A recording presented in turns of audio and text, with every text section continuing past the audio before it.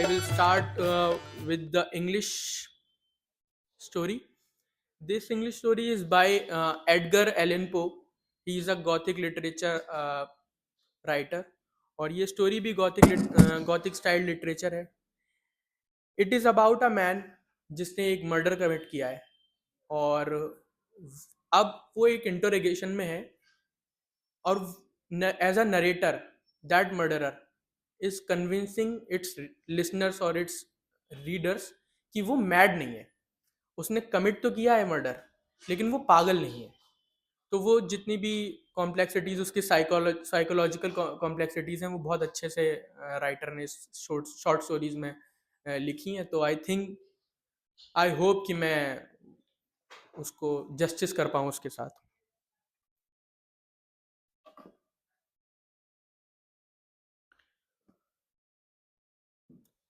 True. Nervous. Very, very dreadfully nervous I had been and am. But why will you say that I am mad? The disease had sharpened my senses, not destroyed, not dulled them. Above all was the sense of hearing acute.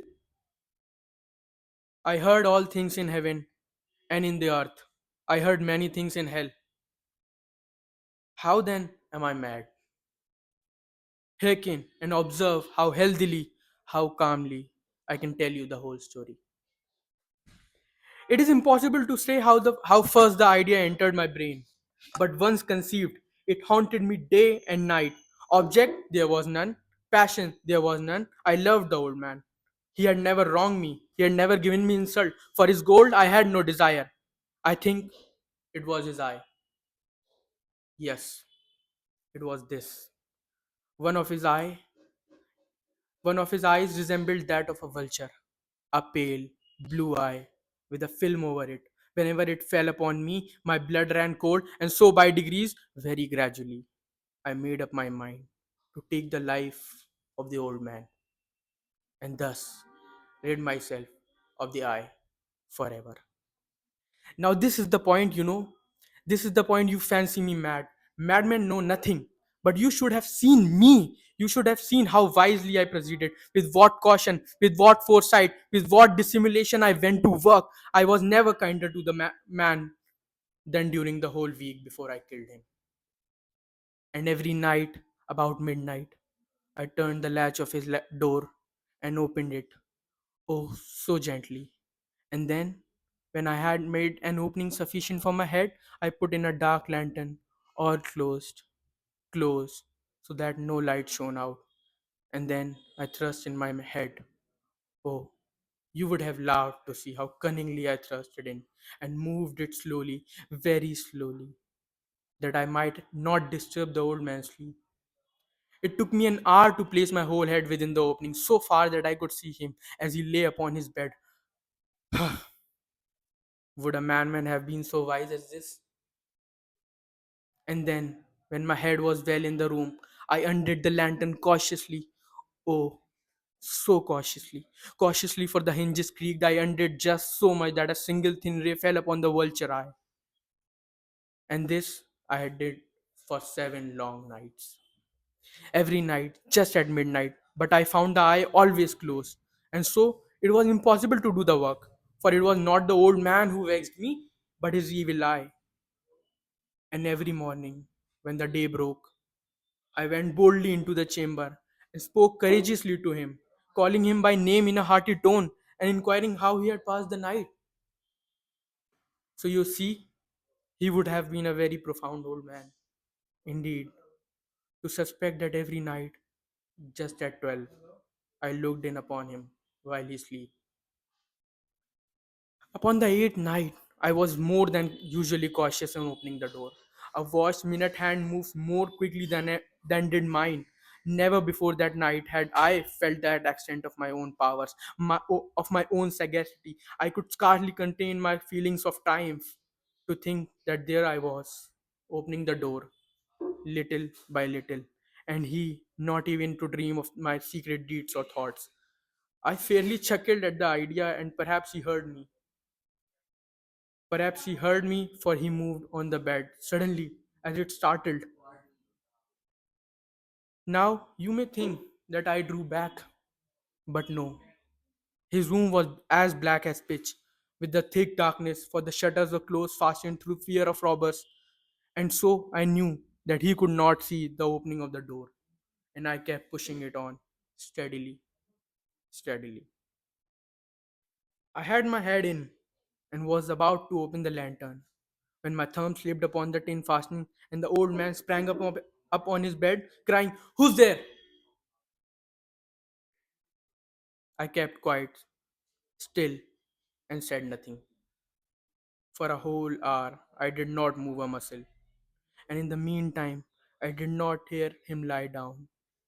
He was still up in the bed, listening, just as I have done night after night, hearkening to the death watches in the wall.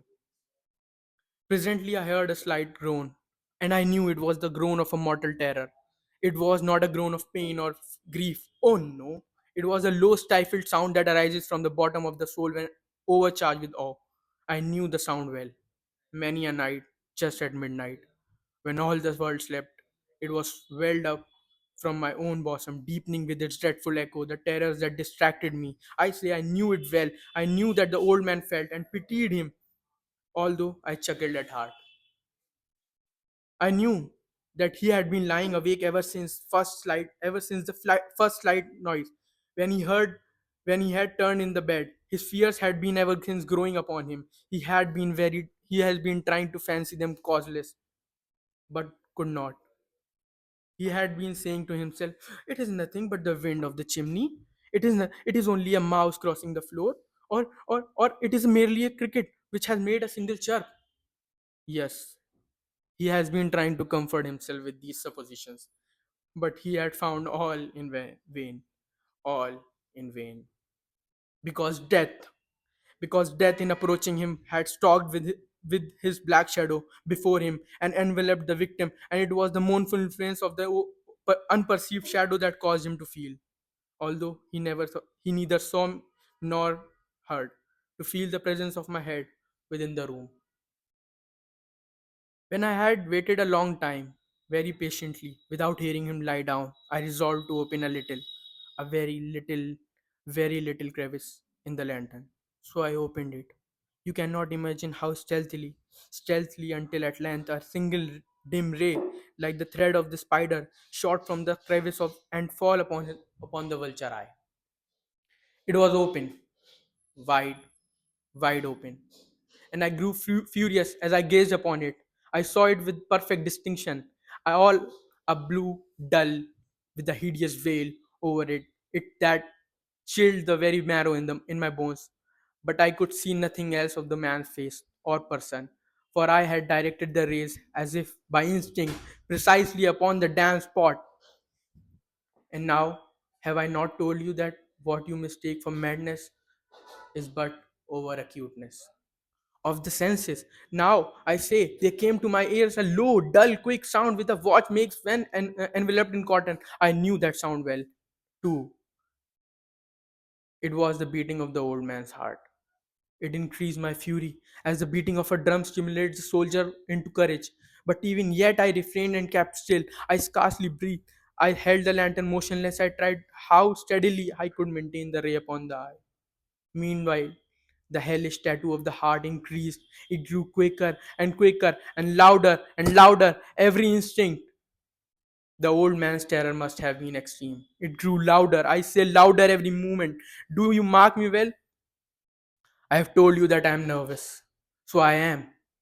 And now at the dead hour of the night, amid the dreadful silence of that old house, so strange a noise as this excited me to uncontrollable terror. Yet, for some minutes longer, I refrained and stood still. But the beating grew louder and louder. I thought the heart must burst. And now a new anxiety seized me. The sound would be heard by a neighbor.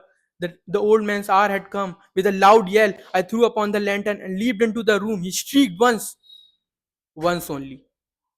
In an instant, I dragged him to the floor. I pulled the heavy bed over him. I then smiled gaily to find the deed so far done.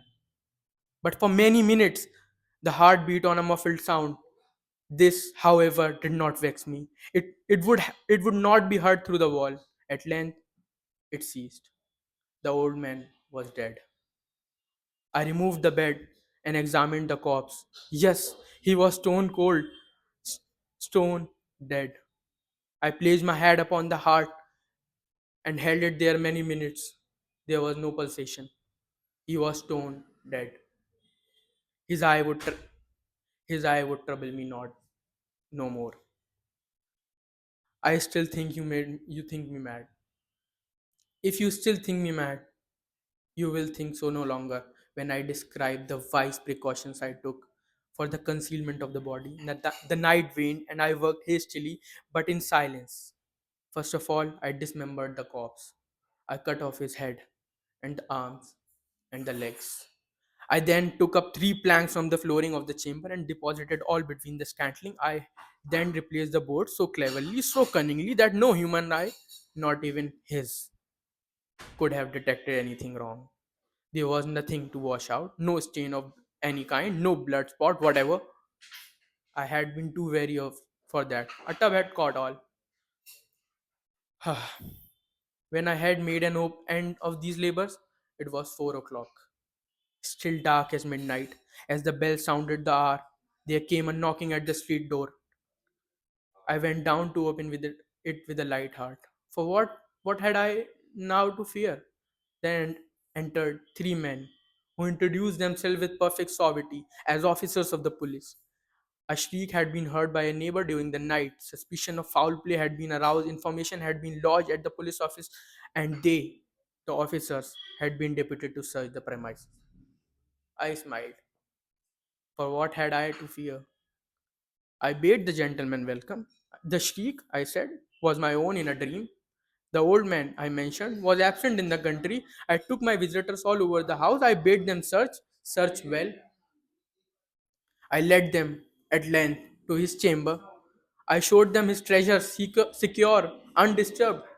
In the enthusiasm of my confidence, I brought the chairs into the room and desired them here to rest from their fatigues. While I myself, in the wild audacity of my perfect time, placed my own seat upon the very spot beneath which I reposed the corpse of the victim. The officers were dissatisfied. My manner had convinced them I was singularly at ease. They sat, and while I answered cheerily, they chatted of familiar things, but ere long, I felt myself getting pale and with them gone.